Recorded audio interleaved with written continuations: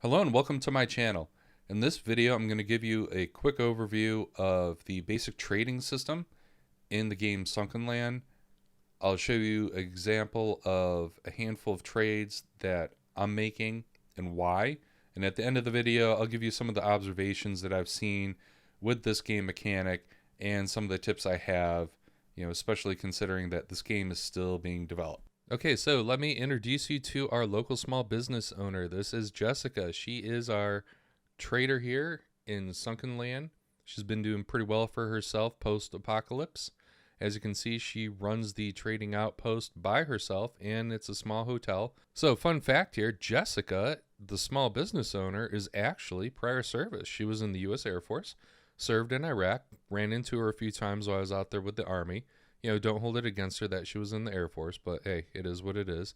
She's doing pretty well for herself. We were connected over a few bottles of wine that I found at the bottom of the ocean floor. Things worked out, but she did get a little testy when she found out that I started to go raid other islands. It would never have worked between us, darling. I'm sorry.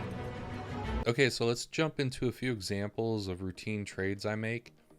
I need chemical substance for fuel crafting, for modern ammunition crafting, and for some of the decorations that go in your forts. It requires paint, and so you got to use the chemical substance to craft that. I chose to farm wood from islands and come over here and trade those directly for several reasons. First off, it looks like the islands, the trees regenerate every 5 to 7 days. On top of that, what I've noticed is that when I save a game and I leave and I come back the next day, in real life, what I've found is that there's random lumber that has spawned. So it appears to be some drops in the game. And so I can collect this wood over time and trade that directly for the chemical substance. Another example here, I need the antibiotics because I take a lot of damage when I'm attacked. I like to trade out these bush seeds because I don't use them at all. I haven't found a utility for them. And what you're seeing now is me just getting rid of, the resources I brought over. Now I'll show you an example of using the coins here, and as you can see, it costs 80 for one antibiotic.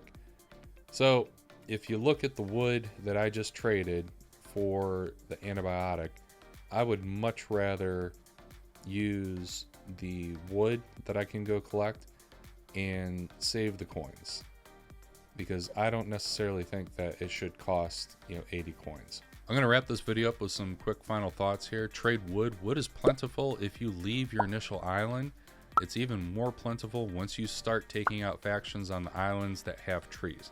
Those trees regenerate over time, and when you log out and log back into the game, whether it's because you want to exploit whatever this is, if it's a game mechanic where they help you out with some seeding here, or if you're just leaving for the day and you come back the next day to play the game, there's going to be wood drops on the ground. You just got to go collect them. Trade seeds. Bring the seeds back here, especially the strawberry seeds, because you're going to eat those, you're going to use those, and they're just something that accumulates. For my gameplay, I'm saving coins right now. I know the game's still being developed. I've also traded coins I've traded items for coins, and I found that the value that the game places on whatever item is not what I get. I think it's about 45 to 50% of the value that I receive back in coins when I come over here. Lastly, the blueprints that are available for trade or purchase over here, they don't disappear from the trader's menu.